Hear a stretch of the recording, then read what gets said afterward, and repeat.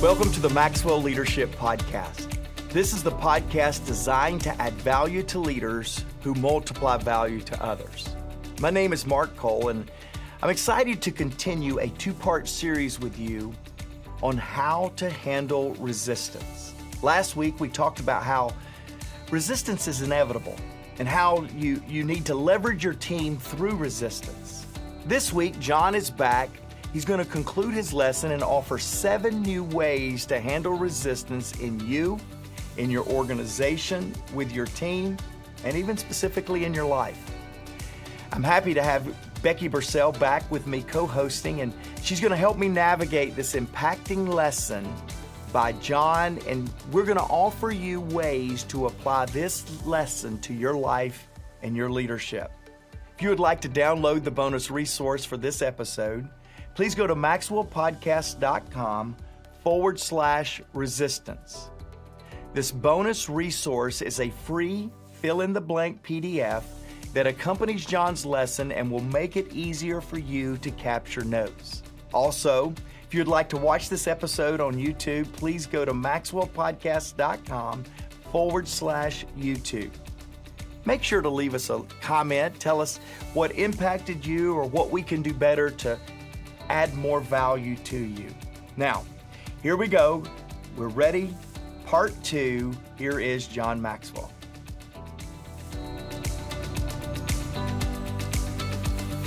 Number 7. In handling resistance, this is one of my favorite points right here. Promise problems. Don't promise just solutions. One of the things that leaders have to find out is that there has to be realism in the charge that you're going to take the hill. There has to be realism. This idea of saying, hey, gang, it's going to be an easy ride. If you get in the business, you're going to get rich. And it's just, folks, I'm telling you something, that you're going to have more fallout faster. You got to be very realistic with them. You got to help them see the whole picture. The old Paul Harvey said, you can tell you're on the road to success. It's uphill all the way. You don't coast to success. You don't get in the vehicle and just kind of let that sucker idle and you go across the finish line. If you're coasting, you're coasting to failure, not success. So there's a realism here. And let me tell you the realism. Because the nature of change is this, that it gets worse before it gets better. Go to the bank on this. So when you're asking people to change, help them understand it's going to get worse before it gets better.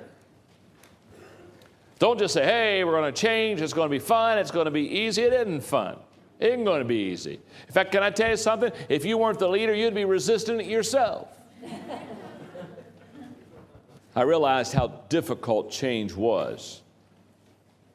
In fact, the reason I talk about change a lot, and the reason I'm doing it in this lesson here, is I used to be naive. I used to think that leaders like to change and followers didn't. Then one day I realized, no, leaders don't like to change either. They only like to change if they're in charge.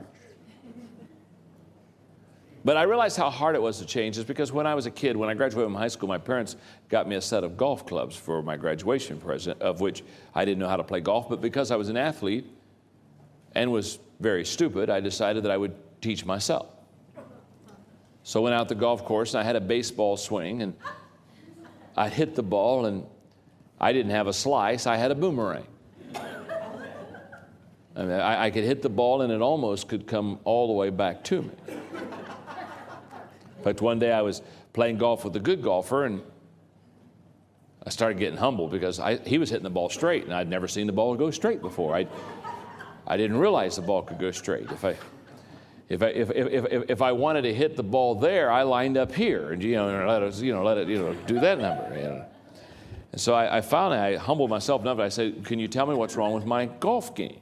I said, "Well," I said, "I don't have time for that."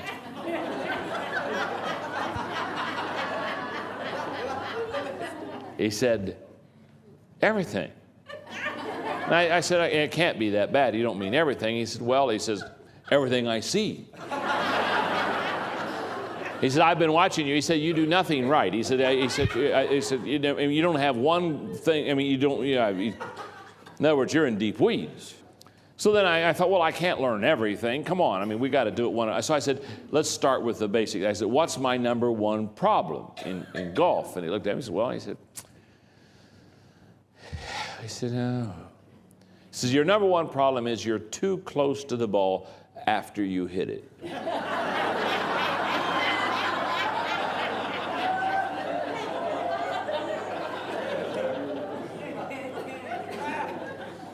I perfected many shots. I could swing a golf club hard and have the ball go this far.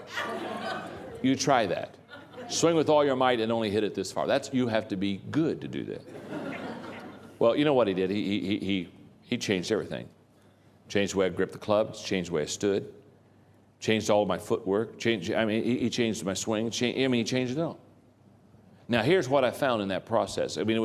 I found it's very difficult to unlearn. I found out that it's much easier to learn it right than to learn it wrong, unlearn it, and learn it right. It's one of the lessons I learned there is the value of when you get people early, train them quick. There are all kinds of things I learned because I used to go to the practice range with my bad swing and practice. Can I tell you something? When you go practice something wrong, you hear people say practice makes perfect. It always ticks me off when I hear that. Can I tell you, practice doesn't make perfect. Practice makes permanent. Let me put it this way. If you're bad and you practice, you just get more consistently bad. You've got to learn how to do it right if you're going to practice and get out of the hole. And you know what I found in this whole area of change? I found that when I was getting ready to make what I would call a crucial shot, maybe I'm 100 yards out and I really need to make this shot to get on the green so I can have a chance to par, I found that I had a tendency to go back to my old way of swinging the club because it made me feel more comfortable. That's why when people say, well, you want to feel comfortable in what you're doing, I'm saying, no, you don't. Some of the most important things I've ever done, I felt uncomfortable doing. You want to do it right, not comfortable. That's when I realized that many people would rather have old problems than new solutions. It's when I realized that not everybody wants to change. They would rather be comfortable than change.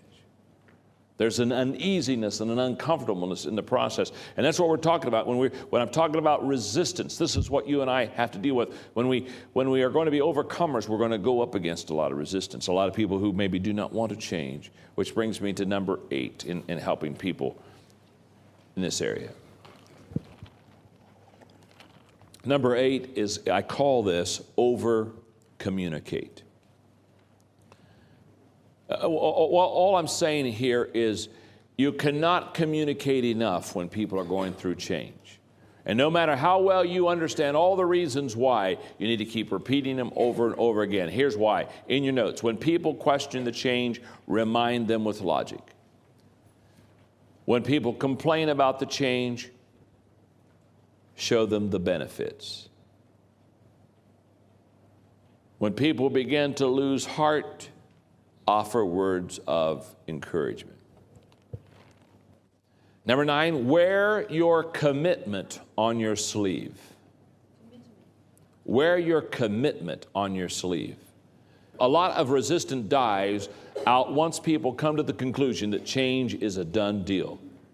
If they can tell that you're just not testing the water, that you're truly not going to go back, opposition quickly tapers off. People will test the limits looking to find out if you're really serious about what you're trying to accomplish. In other words, wear your commitment on your sleeve so people know that you're not turning back. Number 10, develop a reward system to support change. Reward the people that are helping you make the change itself. Number 11, get resistance out in the open. Make it easy and safe for people to open up. Number 12, make sure your people have the training that is needed. Make sure that you've been heavy on the front end explaining the transitions for them. And number 13, get started. But by the way, I love this next couple statements I have under the get started. Resistors rely on a strategy of delay.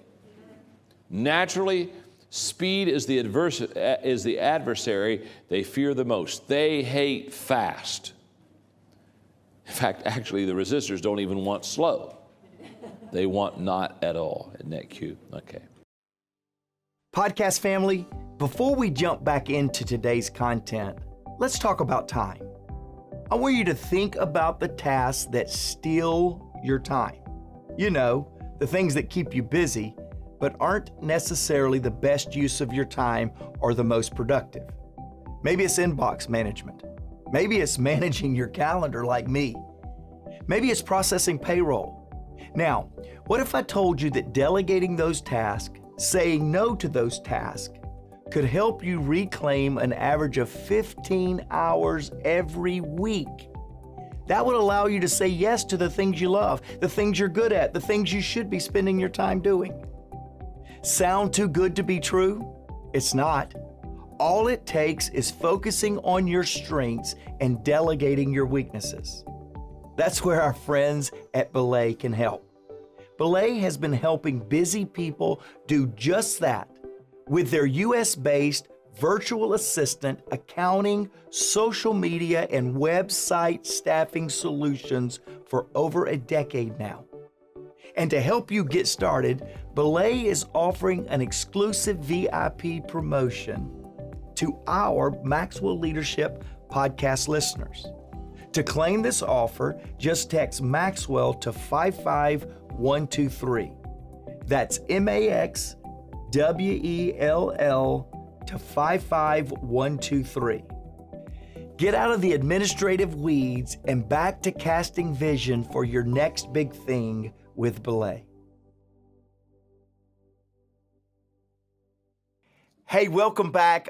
Man, John was on fire with this. I've worked alongside John for 22 years, and truly I've watched him, Becky, as you have, and being on the team, being impacted by John, how he makes resistance effective in his life and his leadership. Just remember, those of you that are joining us for the first time ever, last week we talked about 6 ways to handle resistance. Expect resistance was number 1. And then you'll have to go back and listen to last week's podcast to get the other 5. But I use that 1 because so many times leaders are guilty of trying to eliminate resistance, to only have agreeable people around him, and that's or her, and that's not the point of this lesson. The point of this podcast is absolutely to lean in, expect resistance, and make resistance your friend. And Becky, I'm glad to be back talking about it with you. Me too. I love this topic and I hate it at the same time. So yeah. I think most people would feel the same way. But I love how John just immediately talks about put it out there, like declare the problem, promise there's problems, expect problems. And I don't think that's always a mindset that we go into things initially having. Yeah, you know, I love what Jake included as a quote. He said, Saul Alinsky said, change means movement. Movement means friction. And as I looked at that quote and realized what we're doing, I go to John's first point, promise problems. Now, I love Carly Fiorina's definition of leadership. She said leadership is solving problems, nothing more, nothing less. We like to say around here, leadership is influence, nothing more, nothing less. I love Carly's definition right there too. I think she's onto something. Leadership is about problem solving, nothing more, nothing less, your ability. And yet what John is saying right here is, as leaders, when you are getting ready to chase an audacious goal, when you're getting ready to pursue a vision that's going to require more resources, more people than you have, you need to promise problems. I remember, Becky, I think this may have been just before you joined the leadership team. It was 2021, and we're getting ready to really launch this one team, one dream. We're going to rebrand ourselves, and we're all feeling good. We're crying at the leadership retreat at the beginning of the year, and it's just been a powerful 2.5 days. Everybody's ready to go. And I finished our retreat with this statement. Hey guys, everybody feel good?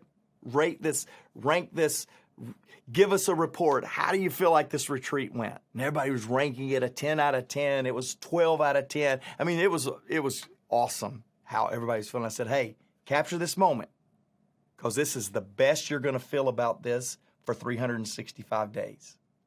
What I was really doing with that statement was I was promising problems. We are going to have difficult days ahead, because what we're trying, if what we were trying to do was easy, everybody would be doing it.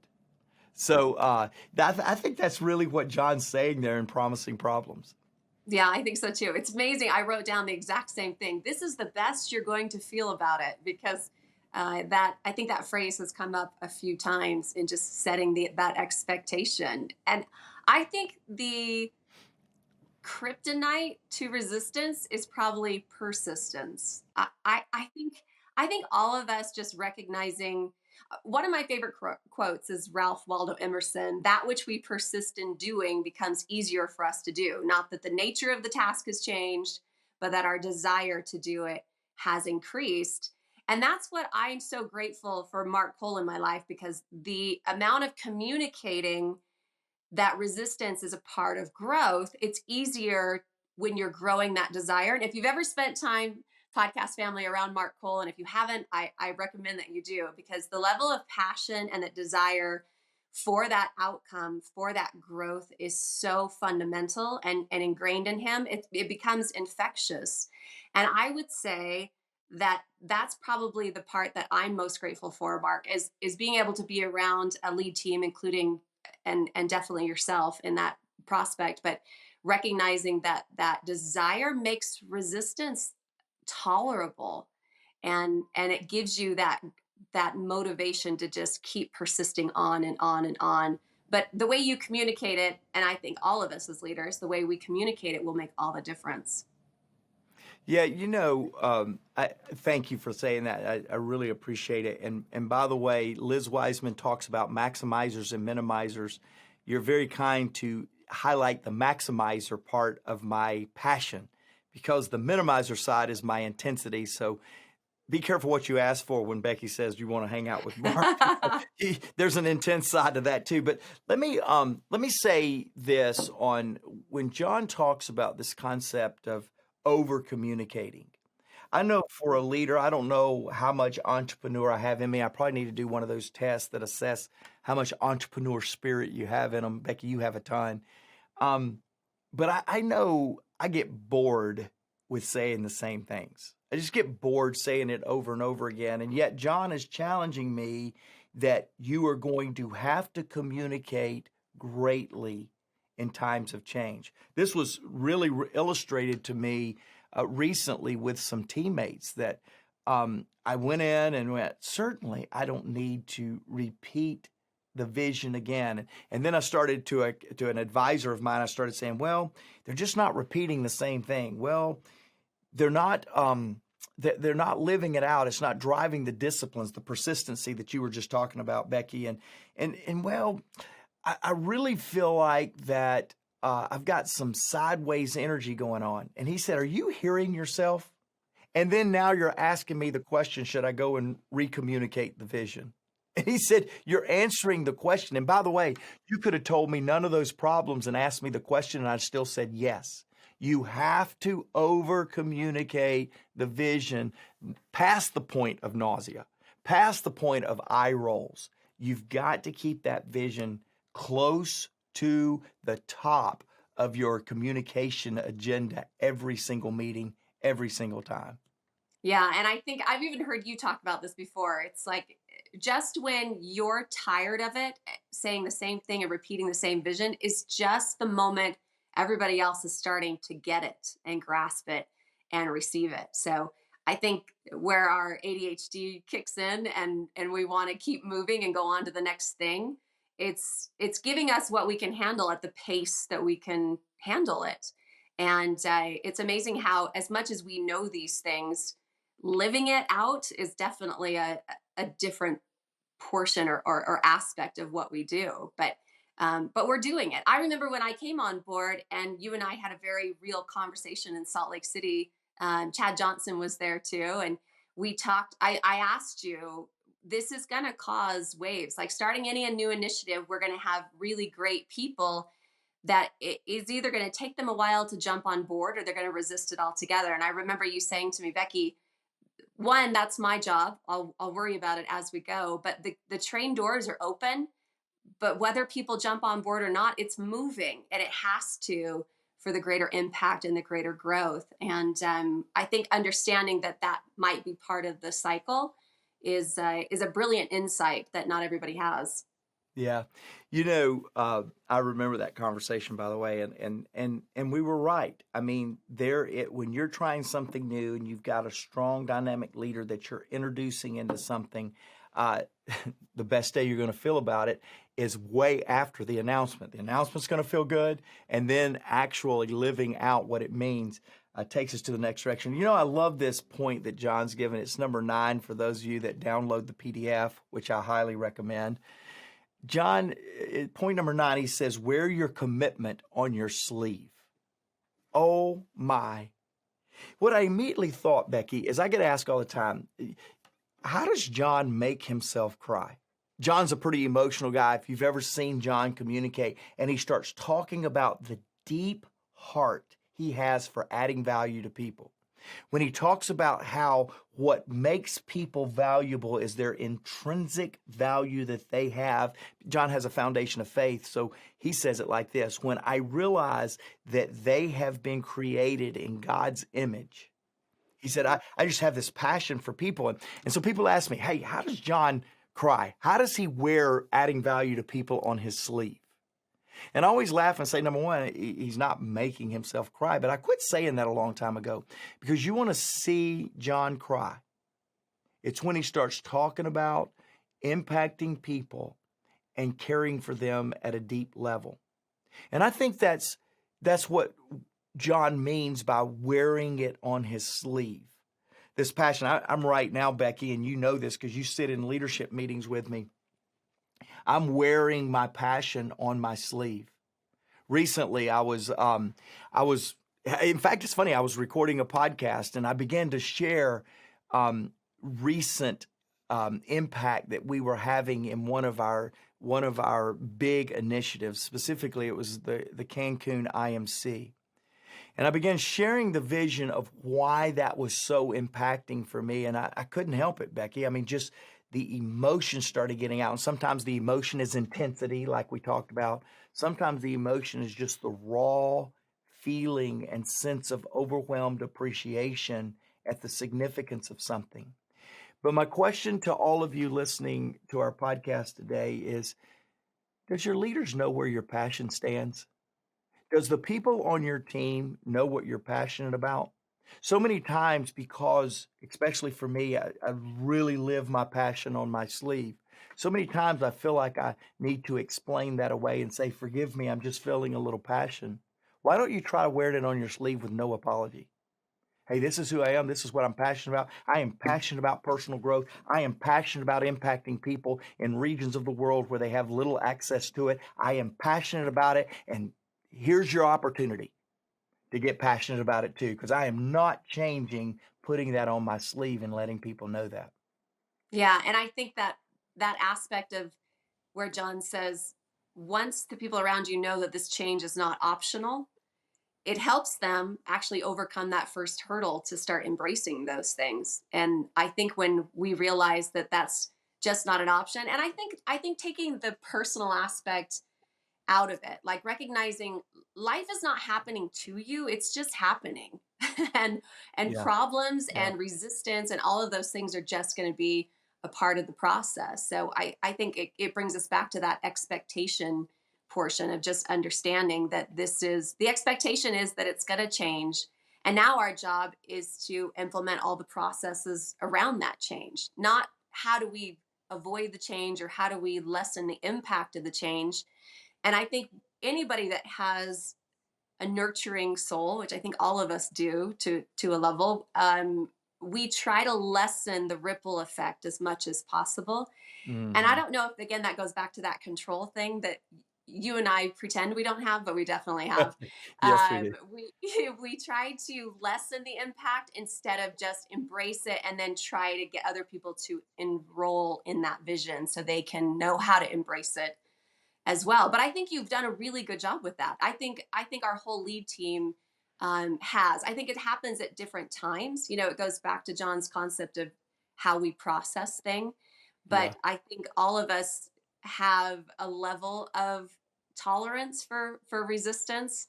And so some of us want to see those things happen faster than others. I think the hardest part for leaders is we have to admit that maybe our way is not the best way. And so processes or practices that we've had before, we do have to release those in order to move on and to progress. And what got us where we are today 5 years ago isn't how we're going to progress in the next 5 years. Hey, podcast family. This is your podcast producer, Jake, and I have some exciting news. You may remember a few months ago, we gifted 200 of our listeners with free, exclusive, early access to our brand new 21 Laws of Leadership online course. Well, for those of you who are not one of the 200 lucky listeners, you've had to wait until the course released in order to enroll. Well, the wait is over. John Maxwell's best-selling leadership book, The 21 Irrefutable Laws of Leadership, is now an online course in which you can enroll today and jumpstart your leadership.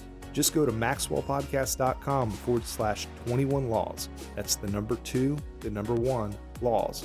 And learn from John Maxwell himself, Mark Cole, best-selling author and founder of IT Cosmetics, Jamie Kern-Lima, and best-selling author and leadership expert Jeff Henderson. Again, the link to enroll is maxwellpodcast.com/21 laws. We'll see you in the course.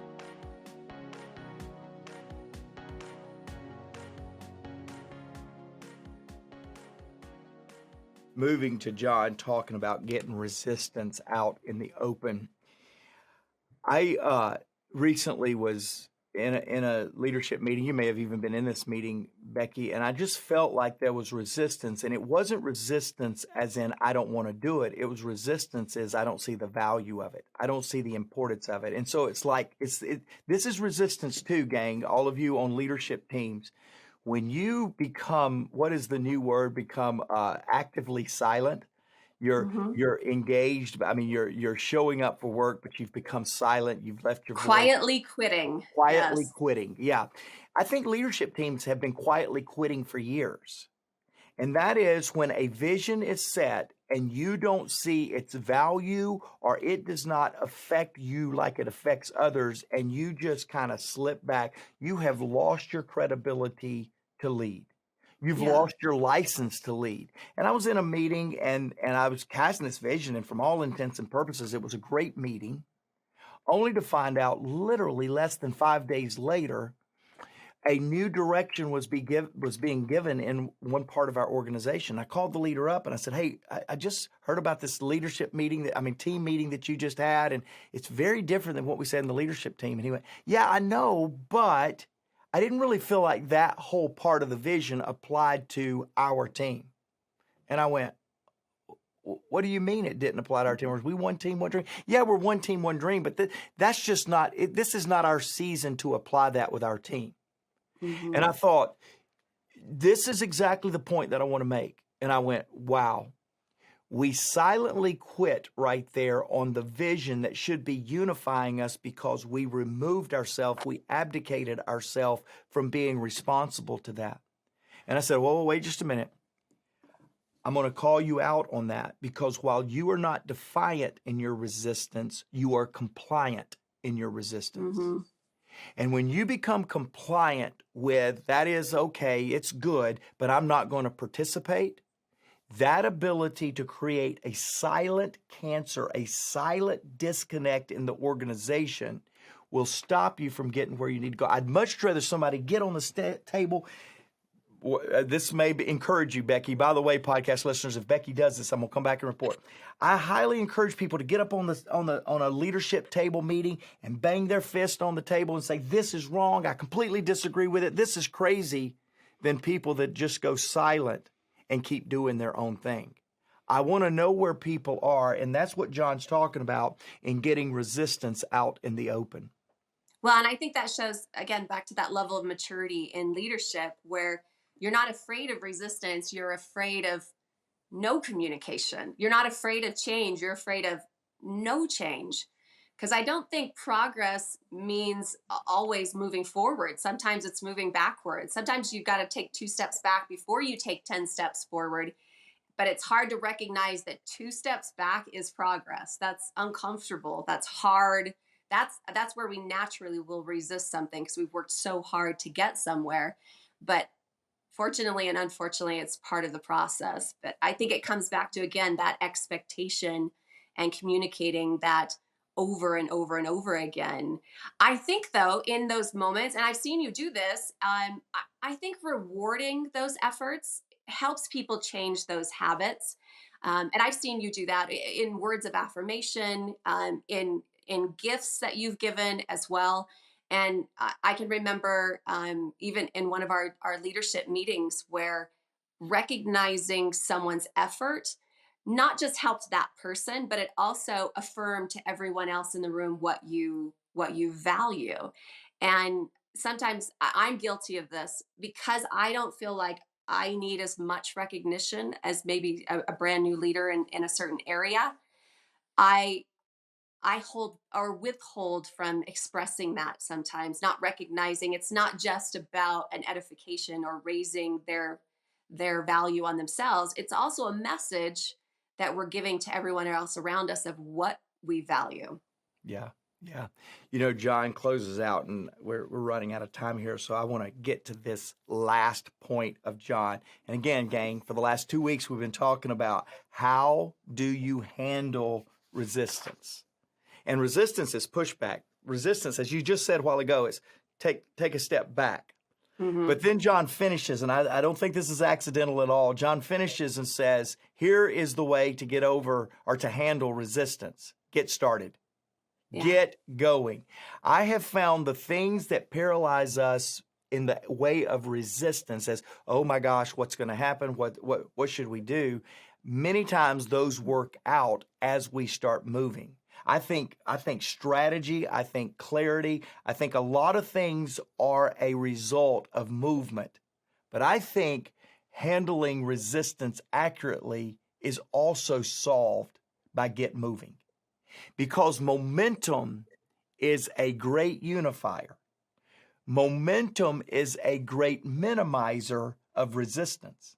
Because once you get going, it's the train analogy that John says, put a 5-inch block in front of a locomotive, and no matter how much they rev the engine, no matter how many locomotives in the entire train, you can't get going. And too many times we allow resistance to stop. This is what John says, resistors rely on a strategy of delay. You need to find out if people have resistance because they are delaying momentum. You need to find out if you have resistors because they're trying to slow down where the vision is going. And as leaders, we've got to be able to understand the greatest eliminator of show-stopping resistance, of momentum-stopping resistance, is movement, is getting going, is get started. And I love that John started with that. In fact, one of the things I want to really challenge some of you that are dealing with resistance, I want to get you back to the basics. I want to get you back to the 21 Irrefutable Laws of Leadership. This is the 25th edition. If you haven't gotten the new one, John updated it. It's incredible. We're going to give you a discount for it. But in this book, John talked last week, he talked about the law of connection, of really making sure that you are driving people on your team to unify around a common objective, a common vision, a common goal. And what I want to challenge you in picking this book up as a direct result of this podcast is begin to go back to the basics and understand what are the laws of leadership that would apply to me so that I can utilize resistance for effectiveness, not for paralysis. That is our big challenge as leaders. Resistance is good. It's a prerequisite. It's going to happen. but how and what we're going to do with it and how we keep it moving. Hey, go to the show notes. We'll include a link. You can click on that link. It'll ask for a promo code. Use the word podcast. We'll give you 15% of a discount there. Hey, here's the standout statement. I just said it. I love this. The standout statement is this: get started. We've spent 2 weeks talking about resistance. My challenge to you is to get going. I love our listener quote or comment today. It's Teresa. Teresa was listening to the Dr. Caroline Leaf podcast, which was a brilliant one, cleaning up your mental mess. And this is what Teresa said. She said, I was scrolling through my podcast for a leadership versus management. And I wanted to listen to something on the way to work in my hour drive, and I came across the title, Cleaning Up Your Mental Mess. Teresa said it was such an intriguing title that I had to listen to it. I know, Teresa, I felt the same thing when Caroline told us that. She said, I'm pleased that I did, and I learned so much from it. I will soon be purchasing Dr. Caroline Leaf's book. Thank you so much for starting my day with wonderful information that I will start to put into practice. Teresa, this is the reason I picked your comment. You said, I will start to put into practice. In other words, get started. Get going, and you are doing that, Teresa, and so many of the rest of you are. And here's why we want to get going. This podcast is committed to mobilizing leaders that want to bring about powerful, positive change. You know why? Because powerful, positive change is the way to lead others, and everyone deserves to be led well.